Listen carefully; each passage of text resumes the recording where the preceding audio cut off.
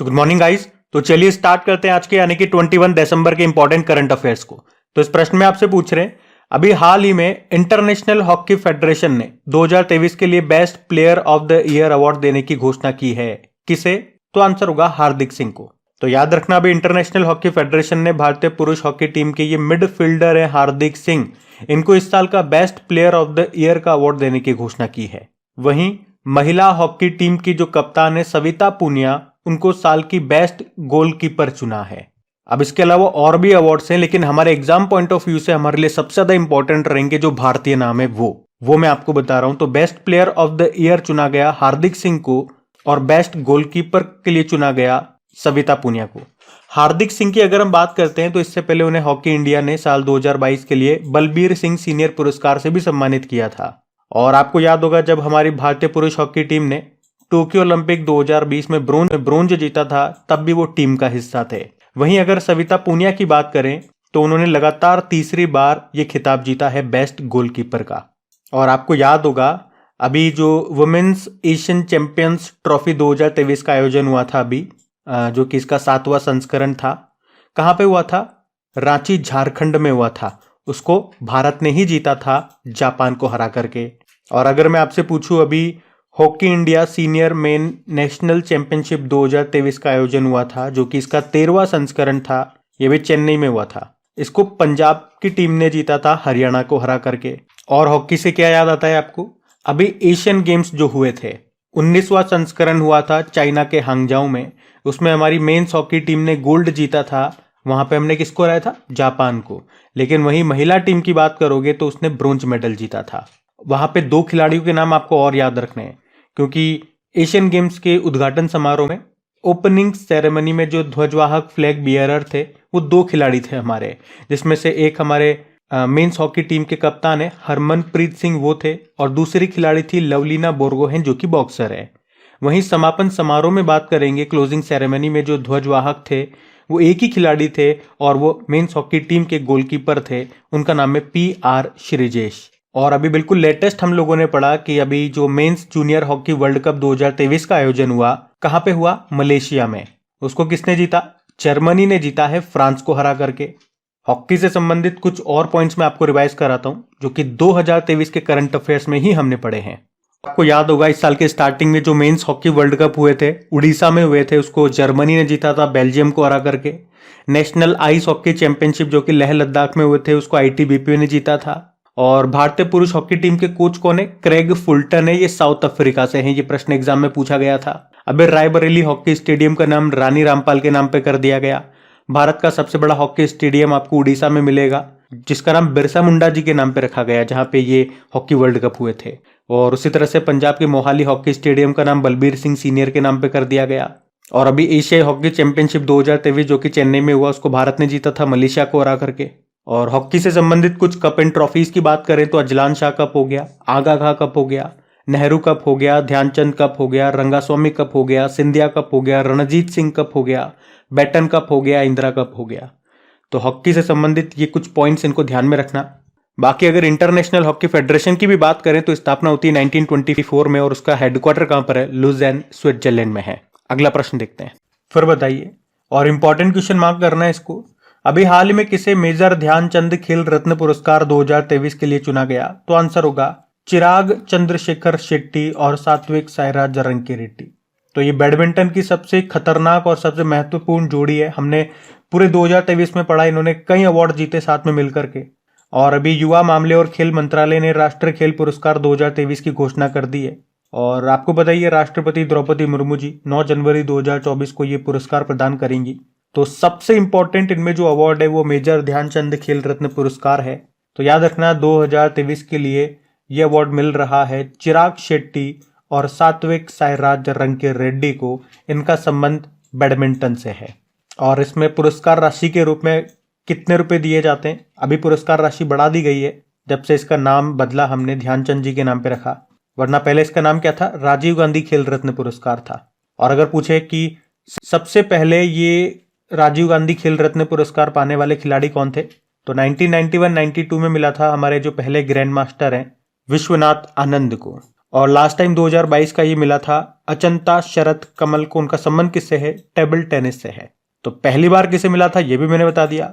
Last time 2022 का किसे मिला था वो भी बता दिया। और अभी लेटेस्ट 2023 का ये मिला है चिराग शेट्टी और सात्विक साईराज रंकीरेड्डी को, ये भी याद रखना। बाकी देखो, खेल और खेलों में उत्कृष्ट प्रदर्शन के लिए अभी 26 खिलाड़ियों को अर्जुन पुरस्कार दिए जाएंगे। 26 खिलाड़ी की लिस्ट है, ये लिस्ट मैं आपके सामने लगा देता हूँ, आप रीड कर सकते हो। और इसमें बहुत सारे नाम तो ऐसे मिलेंगे जो आपने ऑलरेडी पढ़ रखे। अभी जो एशियन गेम्स हुए थे वहां पे आपने पढ़े होंगे इनको, जैसे कि एक तो क्रिकेटर है, एकमात्र क्रिकेटर है इस लिस्ट में मोहम्मद शमी। एक ओजस प्रवीण देवतले आपने पढ़ा होगा, तीरंदाज है ये। अदिति गोपीचंद स्वामी तीरंदाज है। श्री शंकर एथलेटिक्स हो गए, पारुल चौधरी एथलेटिक्स से हो गई। एक आर वैशाली आपने पढ़ा होगा, से इनका संबंध 84 नंबर की ग्रैंड मास्टर बनी थी ये अभी हमारी। एक ऐश्वर्य प्रताप सिंह तोमर आपने पढ़ा होगा, शूटिंग से इनका संबंध हो गया। सुनील कुमार हो गए, रेसलिंग हो गए। अंतिम पंगाल हो गई, रेसलिंग से संबंध हो गया। शीतल देवी बड़ा इंपॉर्टेंट नाम है, पैरा तीरंदाज है ये। प्राची यादव नाम हमने पढ़ा था, पैरा कैनोइंग से इनका संबंध है। दिव्यकृति सिंह हो गया, घुड़सवार हैं ये। दीक्षा डागर हो गया, गोल्फ से संबंधित है। तो ये नाम ध्यान रखना। बाकी एक यूनिवर्सिटीज के लिए जो अवार्ड दिए जाते हैं, मौलाना अबुल कलाम आज़ाद ट्रॉफी उनको कहा जाता है। इसमें प्रथम जो विजेता रहा है वो गुरु नानक देव विश्वविद्यालय रहा, अमृतसर में है। और उप विजेता इसमें रहा है लवली प्रोफेशनल यूनिवर्सिटी जो है पंजाब में। वैसे आप जानते हो नेशनल स्पोर्ट्स डे कब मनाते हैं हम? 29 अगस्त को मनाते हैं। ये मैं आपको इसलिए बता रहा हूँ क्योंकि इस पुरस्कार का नाम मेजर ध्यानचंद जी के नाम पर है और उन्हीं की जयंती को राष्ट्रीय खेल दिवस हम मनाते हैं भारत में 29 अगस्त को। उन्हें हॉकी का जादूगर भी कहा जाता है। तो इंपॉर्टेंट क्वेश्चन मार्क करना इसको। अगला प्रश्न देखते हैं। फिर बताइए, अभी हाल ही में संयुक्त राष्ट्र ने किस वर्ष को अंतरराष्ट्रीय कैमलिट्स वर्ष घोषित किया? तो आंसर होगा 2024 को। तो अभी संयुक्त राष्ट्र ने दुनिया भर के लोगों के जीवन में ऊंटों के महत्व पर जोर देने के लिए 2024 को अंतरराष्ट्रीय कैमलिट्स वर्ष घोषित किया है। देखो, कैमल यानी कि ऊंट, इसकी कई प्रजातियां होती है, कई प्रकार होते हैं। अलग अलग कॉन्टिनेंट में, अलग अलग देशों में आपको देखने को मिलेंगे। और आप यहाँ पे मोटा मोटा देख भी सकते हो, मैंने फोटो भी लगाया है इसलिए। तो ये कैमलिट्स 90 से ज्यादा देशों में खाद्य सुरक्षा, पोषण और आर्थिक विकास में योगदान करते हैं, खासकर स्वदेशी लोगों और स्थानीय समुदायों के लिए। वे दूध, मांस, फाइबर और परिवहन के स्रोत प्रदान करके सतत विकास लक्ष्य यानी कि सस्टेनेबल डेवलपमेंट गोल्स को पूरा करने में महत्वपूर्ण भूमिका निभाते हैं। तो अंतरराष्ट्रीय कैमलिट्स वर्ष 2024 का उद्देश्य यही है, उनकी अप्रयुक्त क्षमता के बारे में लोगों में जागरूकता बढ़ाना। इनकी कुछ महत्वपूर्ण प्रजातियां हैं जैसे कि लेपाकास, बैक्ट्रियन ऊंट, ड्रोमेड्रीज, गुआनाकॉस, लामा और विकुना। अच्छा, ये अच्छा प्रश्न बनता है यहाँ से कि ऊंट की कौन सी प्रजाति है जो खारा पानी पीने में सक्षम है? तो आंसर करना बैक्ट्रियन ऊंट। और अगर एक प्रश्न मैं आपसे पूछूं, तो कई बार मैं आपको बता चुका हूं कि भारत में ऊंट महोत्सव ये कहां पे मनाया जाता है, किस राज्य में? आपको पता ही है, राजस्थान में मनाया जाता है। लेकिन राजस्थान में भी कहां पे? तो बीकानेर आंसर करना। और इसी तरह आपको याद होगा हमने 2023 को अंतरराष्ट्रीय बाजरा वर्ष के रूप में मनाया, ईयर ऑफ मिलेट्स के रूप में। और वहीं संयुक्त राष्ट्र यूनाइटेड नेशन की बात करेंगे, स्थापना होती है 24 अक्टूबर 1945 में। टोटल सदस्य देश 193 हैं और हेडक्वार्टर है न्यूयॉर्क में। सेक्रेटरी जनरल है एंटोनियो गुतेरेस। अच्छा प्रश्न है ये, याद रखना इसको। अगला प्रश्न देखते हैं। फिर बताइए, अभी हाल ही में BBC sports personality of the year 2023 किसे चुना गया? तो आंसर होगा मैरी एयरप्स। तो मैरी एयरप्स ये कौन है? ये इंग्लैंड की गोलकीपर है जिनको अभी बीबीसी की sports personality of the year घोषित किया गया। और आप कह सकते हो मैरी एयरप्स ये बीबीसी पुरस्कार जीतने वाली लगातार दूसरी महिला फुटबॉलर हैं।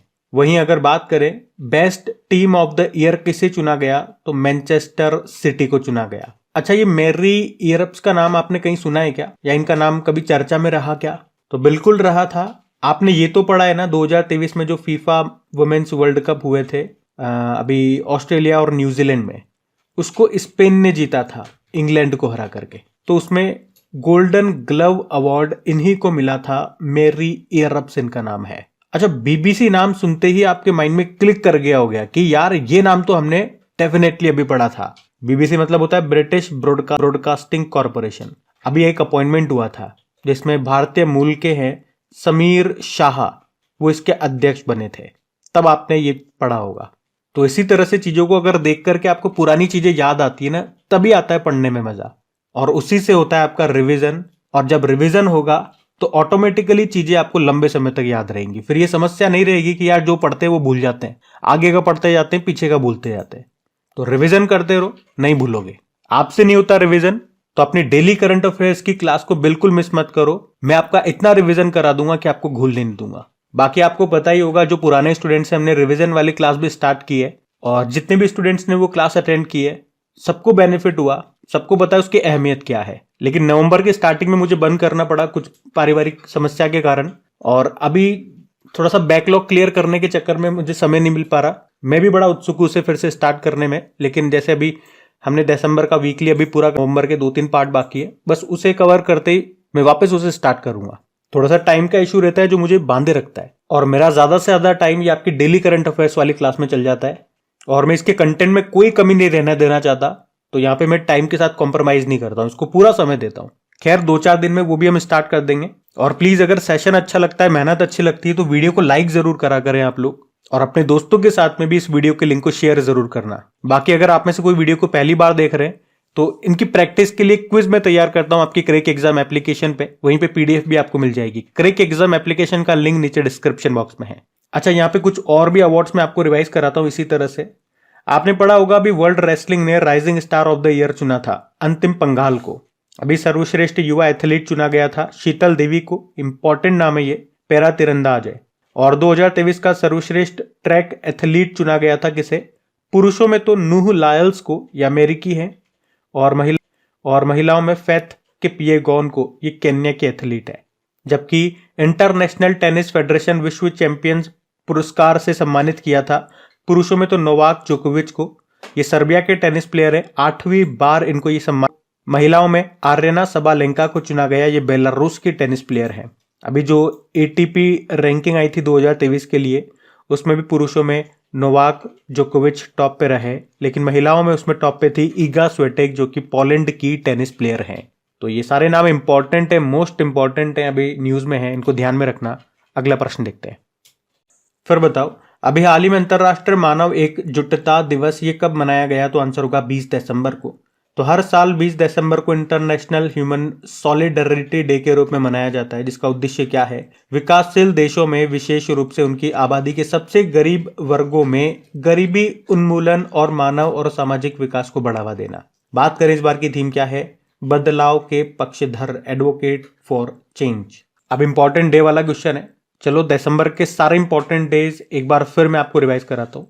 1 दिसंबर को वर्ल्ड एड्स डे होता है, बीएसएफ ने अपना स्थापना दिवस मनाया और नागालैंड भी मनाता है। 2 दिसंबर को राष्ट्रीय प्रदूषण नियंत्रण दिवस हो गया, विश्व कंप्यूटर साक्षरता दिवस हो गया, और अंतरराष्ट्रीय गुलामी उन्मूलन दिवस हो गया। देखो, हिंदी में तो मैं आपके डेज बोल रहा हूँ हिंदी मीडियम वाले स्टूडेंट्स के लिए, और इंग्लिश में जिनको दिक्कत होती है मैंने यहाँ पे इंग्लिश में लिख दिया, तो इस प्रकार दोनों को दिक्कत नहीं होगी। 3 दिसंबर को अंतरराष्ट्रीय दिव्यांगजन दिवस हो गया, 4 दिसंबर को भारतीय नौसेना दिवस, 5 दिसंबर को वर्ल्ड सॉइल डे हो गया, और अंतरराष्ट्रीय स्वयंसेवक दिवस भी होता है। 7 दिसंबर को अंतरराष्ट्रीय नागरिक उड्डयन दिवस हो गया, सशस्त्र सेना झंडा दिवस भी होता है। 9 दिसंबर को अंतरराष्ट्रीय भ्रष्टाचार विरोधी दिवस हो गया, और 10 दिसंबर को विश्व मानवाधिकार दिवस हो गया। 11 दिसंबर को अंतरराष्ट्रीय पर्वत दिवस हो गया, वैसे इस दिन यूनिसेफ डे भी होता है। 12 दिसंबर को अंतरराष्ट्रीय सार्वभौमिक स्वास्थ्य कवरेज दिवस हो गया। 14 दिसंबर को राष्ट्रीय ऊर्जा संरक्षण दिवस। 18 दिसंबर को अंतरराष्ट्रीय प्रवासी दिवस और विश्व अल्पसंख्यक अधिकार दिवस हो गया। तो ये दिसंबर के अभी तक के इंपॉर्टेंट डेज है, इनको ध्यान में रखना। अगला प्रश्न देखते हैं। फिर बताइए, अभी हाल में किसे भूटान के national order of merit gold medal से सम्मानित किया गया? तो आंसर होगा डॉक्टर पूनम खेत्रपाल सिंह को। अब कौन है ये डॉक्टर पूनम खेत्रपाल सिंह? ये वर्ल्ड हेल्थ ऑर्गेनाइजेशन में दक्षिण पूर्व एशिया की पहली महिला क्षेत्रीय निदेशक हैं, और अभी उनको भूटान के राजा जिग्मे खेसर नामग्याल वांगचुक ने उन्हें national order of merit gold medal से सम्मानित किया। और क्यों किया? तो उनके कार्यकाल के दौरान भूटान इस समय से पहले खसरा और रुबेला को खत्म करने वाले देशों में से एक बन गया, तो उसी के लिए भूटान ने इनको ये सम्मान से सम्मानित किया। वैसे ये एक भारतीय नागरिक है, डॉक्टर पूनम खेत्रपाल सिंह। बाकी आप जानते हो अभी दूसरा रोहिणी नैयर पुरस्कार मिला था दीनानाथ राजपूत को। Norman E Borlaug field award 2023 मिला स्वाति नायक को। ग्लोबल इंडियन अवार्ड पाने वाली पहली महिला बनी थी सुधा मूर्ति। और इतना ही नहीं, 2023 के कुछ और इंपॉर्टेंट अवार्ड्स भी मैं यहाँ पे रिवाइज कराऊंगा आपको। तो आपको याद होगा अभी शिव शंकरी इनको 32वां सरस्वती सम्मान मिला था। 2022 के लिए उनके उपन्यास सूर्यवंशम के लिए। और अभी पुष्पा भारती का नाम याद होगा, 33वां व्यास सम्मान मिला 2023 के लिए इनके उपन्यास, इनके कृति यादें यादें और यादें के लिए। CS लक्ष्मी जिनको अंबाई भी कहते हैं, Tata literature lifetime achievement award मिला। रुइक्सियांग झांग शस्त्र रामानुजन पुरस्कार 2023 मिला। Swati Nayak Norman E Borlaug field award मिला, हमने पढ़ लिया। पॉल लिंग 2023 का बुकर पुरस्कार इनको मिला, ये आयरलैंड देश के हैं। बताओ इनके उपन्यास का नाम क्या था जिसके लिए इनको ये अवार्ड मिला। बाकी सफीना हुसैन शिक्षा के लिए वाइस पुरस्कार मिला, और जावेद अख्तर पद्म पाणी लाइफ टाइम अचीवमेंट अवार्ड इनको मिला। तो ये बिल्कुल लेटेस्ट अवार्ड्स मैंने आपको रिवाइज कराया, यहाँ पे इनको ध्यान में रखना। अगला प्रश्न देखते हैं। चलो फिर बताओ, अभी हाल ही में जल महोत्सव 2023 का आयोजन कहाँ पे हुआ? तो आंसर होगा मध्य प्रदेश। तो अभी 20 दिसंबर से मध्य प्रदेश के खंडवा में इंदिरा सागर बैक वाटर स्थित हनुवंतिया में जल महोत्सव का 8वां संस्करण शुरू हुआ। ये महोत्सव 2 महीने यानी कि 20 फरवरी 2024 तक चलेगा। यहाँ पे लोकगीत पर आधारित संगीत संध्या और लोक नृत्य के हिसाब से रात के समय गणगौर नृत्य की प्रस्तुतियां होंगी। तो याद रखना सिंपल सा, जल महोत्सव 2023 का आयोजन कहाँ पे हुआ? मध्य प्रदेश में, मध्य प्रदेश के खंडवा जिले में। अच्छा, जल से आपको याद आएगा, अभी जल जीवन सर्वेक्षण 2023 में टॉप जिला कौन सा रहा था? श्रीनगर। अभी जल दूत एप्लीकेशन को लॉन्च किया था, ग्रामीण विकास मंत्रालय ने लॉन्च किया था पानी की समस्या को दूर करने के लिए। एक जल दोस्त नाम से एयरबोट लॉन्च किया था बंगलुरु में। उद्देश्य क्या था? झीलों से खरपतवार को हटाने के लिए। और अभी चौथे राष्ट्रीय जल पुरस्कार 2022 की घोषणा हुई थी, उसमें टॉप पे मध्य प्रदेश था। वहीं जिला कैटेगरी में उड़ीसा का गंजम जिला टॉप पे था। और आपको याद हो तो अभी जल मंत्रालय ने पहली बार जल निकायों की गणना की थी। जल निकाय मतलब हो गया जो वाटर बॉडीज होते हैं, जैसे कि तालाब हो गया, झील हो गया, टैंक हो गया। तो सबसे ज्यादा ये जो जल निकाय हैं, वाटर बॉडीज, ये किस राज्य में पाए गए थे? तो पश्चिम बंगाल में। और सबसे कम बताए गए सिक्किम में। अच्छा, यूं बताओ, पानी की कमी से निपटने के लिए जल बजट को पेश करने वाला पहला राज्य कौन सा बना था? तो आंसर होगा केरल। और अभी संयुक्त राष्ट्र ने पहली बार जल सम्मेलन का आयोजन किया था, कहाँ पे? न्यूयॉर्क में। और मोदी जी ने अभी जल जीवन अभियान को कहाँ पे शुरू किया था? राजस्थान के सिरोही जिले में। वैसे आप जानते हो विश्व जल दिवस होता है, वो हम 22 मार्च को मनाते हैं। जल शक्ति मंत्री हैं गजेंद्र सिंह शेखावत। एक जल जीवन मिशन भी आपको याद होगा 2019 में लॉन्च हुआ था वो, जिसका उद्देश्य है 2024 तक हर घर नल कनेक्शन करना। और आप जानते ही हो, हर घर जल वाला पहला प्रमाणित राज्य कौन सा बना है? गोवा है। जबकि मध्य प्रदेश का बुरहानपुर ये देश का पहला हर घर जल प्रमाणित जिला बना था। तो देखो, जल से संबंधित जो आपके मोस्ट इंपॉर्टेंट करंट अफेयर्स होते हैं वो तो मैंने आपको यहाँ पे रिवाइज कराई दी है, लेकिन बात यहाँ पे मध्य प्रदेश की भी है। तो ये रहा मैप में मध्य प्रदेश। कैपिटल इसकी भोपाल है। भारत का पहला ई वेस्ट क्लिनिक आपको यहीं पे मिलेगा। और सबसे इंपॉर्टेंट, अभी यहाँ के नए मुख्यमंत्री कौन बन गए? मोहन यादव बन गए। गवर्नर वही है मंगूभाई छगनभाई पटेल। और अभी आपको याद हो तो भारत का तीसरा संगीत का शहर बना था ग्वालियर। इससे पहले 2 रह चुके हैं, वाराणसी और चेन्नई। और इससे भी ज्यादा इंपॉर्टेंट ये होगा कि भारत का पहला भी साहित्य का शहर किसे चुना गया? केरल के कोझिकोड को। और अभी ISO सर्टिफिकेट पाने वाला देश का पहला महिला पुलिस थाना ये आपको मिलेगा भोपाल में। मध्य प्रदेश का भी नया टाइगर रिजर्व बना, वीरांगना दुर्गावती टाइगर रिजर्व, ये 7वां है मध्य प्रदेश का। उसके अलावा भी यहाँ पे मुख्यमंत्री कृषक मित्र योजना शुरू हुई थी। लाडली लक्ष्मी योजना यहाँ पे चलती है। मुख्यमंत्री लाडली बहना आवास योजना यहाँ पे शुरू हुई थी। एक लाडली बहना योजना भी है यहाँ पे, जिसमें जो राशि दी जाती है उसको 1000 रुपये से बढ़ा के 1250 रुपये किया गया था। और यहाँ के पूर्व मुख्यमंत्री जी ने ओमकारेश्वर में आदि शंकराचार्य जी की 108 फीट ऊंची प्रतिमा का अनावरण किया था और उस स्टेचू को बोला था समानता की प्रतिमा, स्टेचू ऑफ वननेस। और देश का पहला सोलर सिटी ये बना है सांची। भारत का पहला कार्यात्मक रूप से साक्षर जिला बना था मध्य प्रदेश का मंडला जिला। अभी जो नेशनल स्मार्ट सिटी अवार्ड 2022 की घोषणा हुई थी उसमें सिटीज की लिस्ट में इंदौर टॉप पे था, तो स्टेट की लिस्ट में मध्य प्रदेश। और अभी देश का पहला यूनिटी मॉल ये किस राज्य में बनाया जाएगा? मध्य प्रदेश के उज्जैन में। सबसे ज्यादा टाइगर आपको पता ही है मध्य प्रदेश में, तभी तो इसको टाइगर स्टेट ऑफ इंडिया कहते हैं। लेकिन बात यहाँ पे यह आएगी, अभी जो टाइगर पे रिपोर्ट आई थी, बाघों की रिपोर्ट आई थी, उसमें डेटा पूछा जाएगा कितने टाइगर हैं यहाँ पे? 785 है। अभी मध्य प्रदेश ने यूनाइटेड नेशन पॉपुलेशन फंड की सहायता से जस्ट आस्क नाम से AI चैटबॉट लॉन्च किया था। भारत का पहला जियोलॉजिकल पार्क बनेगा मध्य प्रदेश के जबलपुर में। और मोदी जी ने बताओ किस राज्य से राष्ट्रीय सिकल सेल एनीमिया उन्मूलन मिशन को शुरू किया था? तो मध्य प्रदेश से, मध्य प्रदेश के शहडोल से। और कब तक खत्म करने का लक्ष्य है? 2047 तक। अभी ईपीआर क्रेडिट पाने वाला देश का पहला नगर निकाय ये बना था इंदौर। ईपीआर मतलब एक्सटेंडेड प्रोडक्टिव रेस्पॉन्सिबिलिटी। तो मध्य प्रदेश से ये काफी सारे इंपॉर्टेंट करंट अफेयर्स के प्रश्न मैंने आपको रिवाइज करा, इनको ध्यान में रखना। अगला प्रश्न देखते हैं। फिर बताइए, अभी हाल ही में हुई आईपीएल 2024 के लिए नीलामी में सबसे महंगे खिलाड़ी कौन बने हैं? और आप कह सकते हो आईपीएल के इतिहास में सबसे महंगे हैं ये। आंसर है मिशेल स्टार्क। तो अभी 19 दिसंबर को दुबई में आईपीएल 2024 की नीलामी में ऑक्शन में ऑस्ट्रेलिया के तेज गेंदबाज मिशेल स्टार्क को कोलकाता नाइट राइडर्स ने 24.75 करोड़ रुपीस में साइन किया है। और इस तरह से वे आईपीएल इतिहास में सबसे महंगे खिलाड़ी भी बन गए हैं। उन्होंने आखिरी बार आईपीएल में कब खेला था पता है? 2015 में रॉयल चैलेंजर्स बंगलुरु के लिए। उसके बाद चोट वगैरह लगने के कारण फिर वो खेल नहीं पाए थे। अच्छा, सबसे महंगे तो ये रहे। दूसरे सबसे महंगे पूछेंगे तो पैट कमिंस है, वो भी ऑस्ट्रेलियाई प्लेयर है। 20.5 करोड़ रुपए में खरीदा उनको सनराइजर्स हैदराबाद ने। आईपीएल की बात हुई है तो पहली बार आईपीएल आपको बताइए 2008 में खेला गया था। उस वक्त इसको जीता था राजस्थान रॉयल्स ने। अभी 2023 वाला ये 16वां संस्करण था। चेन्नई सुपर किंग विजेता रहा था, गुजरात टाइटंस को हराया था। और सबसे ज्यादा आईपीएल खिताब जीत चुका है चेन्नई सुपर किंग 5 बार, बराबरी कर लिया आप कह सकते हो मुंबई इंडियंस की। इस बार ऑरेंज कैप मिली है शुभमन गिल को और पर्पल कैप मिली है मोहम्मद शमी को।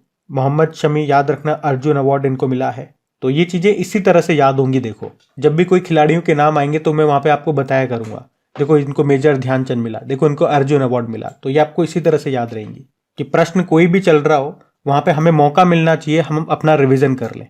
और आपको याद होगा अभी आईपीएल की ब्रांड वैल्यू $10.7 बिलियन हो गई है। और इसी को हम कहते हैं डेकाकॉर्न। इसको एक नाम दिया गया डेकाकॉर्न। अगर किसी की मार्केट वैल्यू $10 बिलियन या उससे ज्यादा होती है तो उसे डेकाकॉर्न कहते हैं। जैसे यूनिकॉर्न होता है ना, उसी तरह से यूनिकॉर्न $1 बिलियन या उससे ज्यादा की कंपनी को कहा जाता है यूनिकॉर्न कंपनी। तो ध्यान रखना ये। अगला प्रश्न देखते हैं। फिर बताइए, अभी हाल ही में 5वां टेनिस प्रीमियर लीग 2023 का खिताब किसने जीता? तो आंसर होगा बंगलुरु मैवरिक्स ने। तो टेनिस प्रीमियर लीग ये हर साल भारत में होती है। 2018 से शुरू हुई थी और 2023 में ये इसका 5वां संस्करण हुआ, जिसको अभी जीता है बंगलुरु मैवरिक्स ने। किसे हराया? बंगाल विजार्ड्स को हराया है। इसमें 8 टीमों ने हिस्सा लिया था। और इस 5वें टेनिस प्रीमियर लीग 2023 में सुमित नागल ये सबसे महंगे खिलाड़ी रहे थे, जिनको गुजरात पैंथर्स ने खरीदा था।